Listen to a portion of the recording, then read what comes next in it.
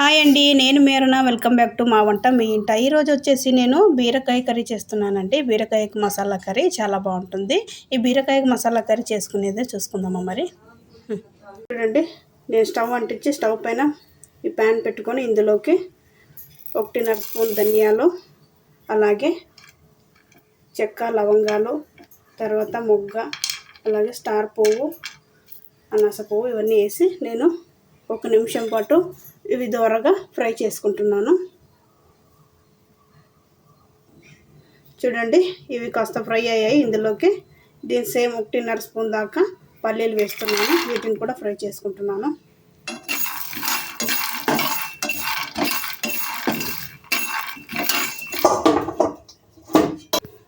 చూడండి, నేను ఒక 1/2 కేజీ బీరకాయలు తీసుకొని పైన పొట్టంతా తీసేసి నేను పెట్టుకున్నాను. ఈ బీరకాయలని కట్ చేసేది నేను చూపిస్తాను. చూడండి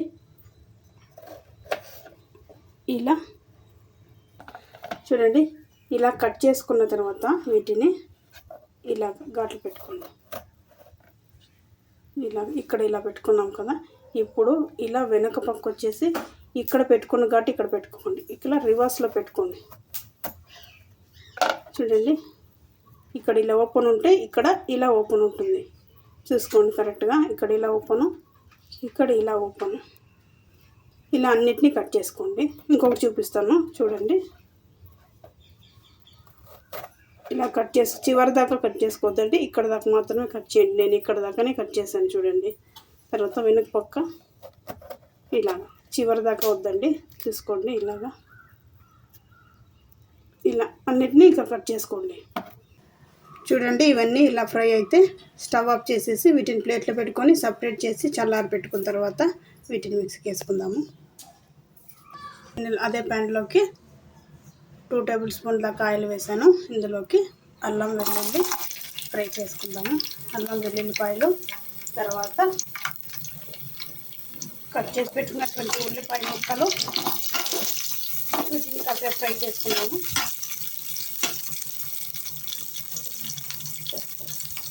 కాస్త ఫ్రై అయ్యాయి. ఇప్పుడు ఇందులోకి కొత్తిమీర, అలాగే కట్ చేసుకున్నటువంటి టమాటా ముక్కలు, అలాగే ఎండు కొబ్బరి 1 కప్పు, చిల్లి కప్పు కింద వీటిని కూడా 1 నిమిషం పాటు ఫ్రై చేసుకుందాము. చూడండి, వీటిని కూడా ఫ్రై చేసుకున్నాం కదా. ఇప్పుడు స్టవ్ ఆఫ్ చేసుకుందాము. ఇంత మాత్రం ఫ్రై అయితే చాలు. స్టవ్ ఆఫ్ చేసుకొని చల్లారి పెట్టుకొని మిక్సీకి వేసుకుందాము. చూడండి, మనం ముందుగా డ్రై రోస్ట్ చేసి పెట్టుకున్నాం కదా పల్లీలు, ధనియాలు, మసాలాలన్నీ. ఈ పల్లీలను కూడా పొట్టు తీసుకొని ఇందులో వేసుకుంటున్నాను. అలాగే ఫ్రై చేసుకొని పెట్టుకున్నాం కదా ఈ వెల్లుల్లి, టమాటాలు, వీటిని ఇందులో వేస్తున్నాను. అలాగే ఇందులోకి కారం, పసుపు, ఉప్పు ఇందులో వేసేస్తున్నాను. కొద్దిగా వాటర్ వేసుకొని మెత్తగా మిక్సీ పట్టుకుందాము దీన్ని.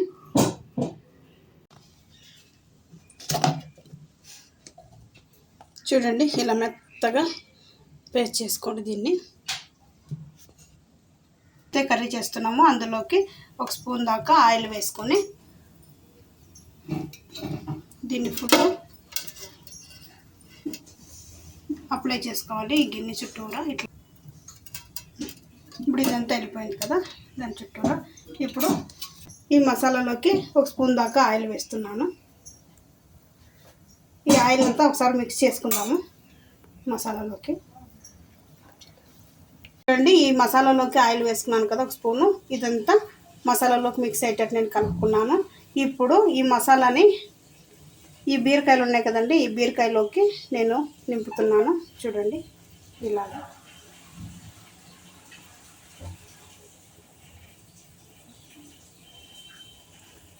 దీన్ని తీసుకెళ్ళి ఇప్పుడు ఈ గిన్నెలో మనం ఏ గిన్నెలో అయితే చేస్తున్నామో ఆ గిన్నెలో పెడుతున్నాను.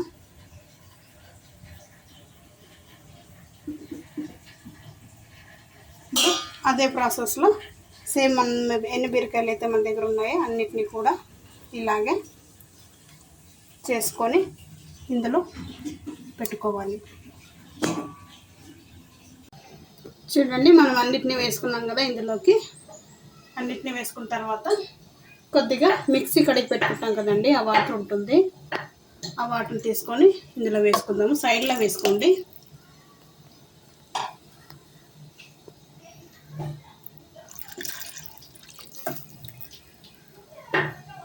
ఇంకా నేనేం వాటర్ వేయలేదండి, ఇదే వాటరే. మీకు కావాలంటే గ్రేవీలా కావాలంటే గ్రేవీలా కూడా చేసుకోండి, వాటర్ కొంచెం వేసుకోండి. నేను కర్రీలా చేస్తున్నాను కాబట్టి ఇది దీంట్లో ఇంకేం వాటర్ వేయలేదు. చూడండి, ఇందులోకి పచ్చి కరివేపాకు కొద్దిగా వేసుకుంటున్నాను. అలాగే ఇంకొంచెం ఆయిల్ వేస్తున్నాను. చూడండి, ఇందులోకి కొద్దిగా కరివేపాకు, కొద్దిగా మిక్సీ గిన్నె కడిగిన బట్టి నీళ్ళు వేసుకున్నాను, కొంచెం ఆయిల్ వేసుకున్నాను పైన.